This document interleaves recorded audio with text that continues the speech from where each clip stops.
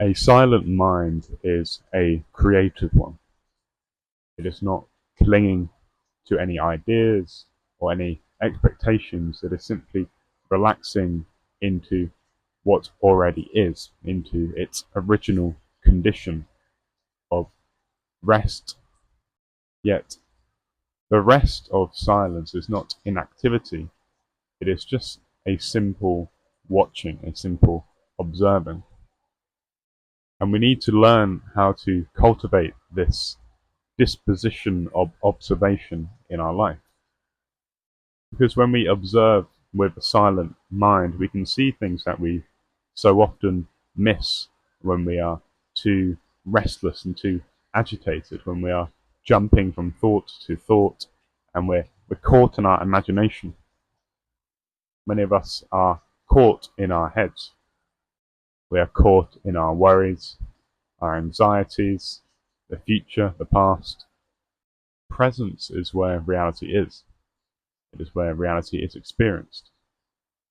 And if we can play with presence, if we can dance with it in this beautifully spontaneous way, then we can find peace.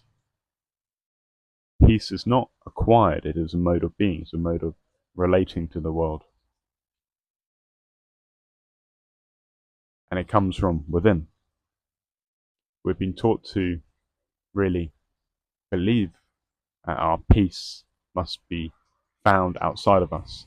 And this is the fundamental misstep of our culture.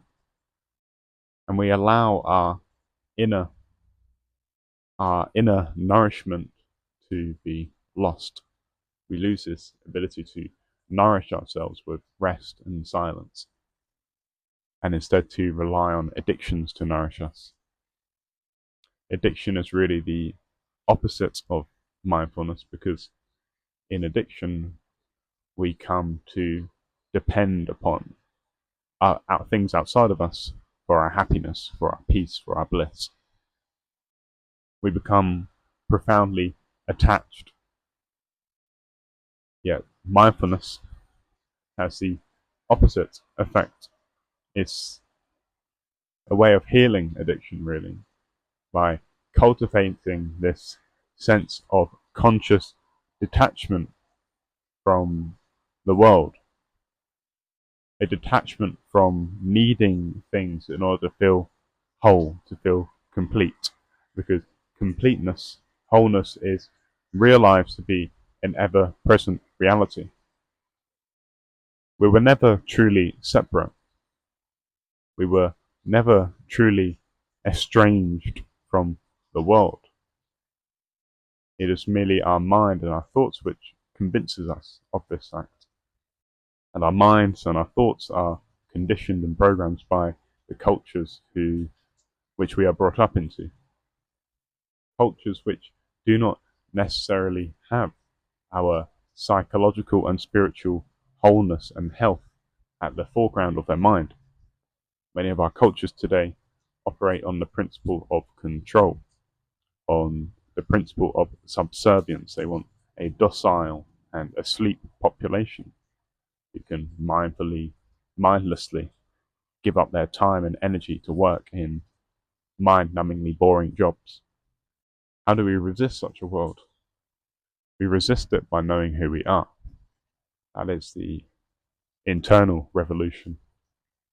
We resist such a world by seeing it for what it is and making humour of it, making humour of the absurdity. Comedy can be a profound protest in highlighting these contradictions.